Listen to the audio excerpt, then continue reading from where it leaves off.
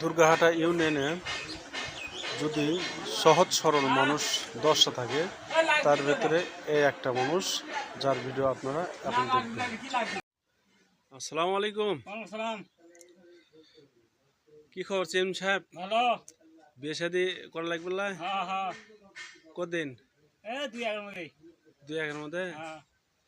বউ কেঙ্গা লিবা? ভালো। কেঙ্গা ভালো? সুন্দর। কেঙ্গা সুন্দর? সেই সুন্দর। সেই আবার কেঙ্গা? মোটা। মোটা?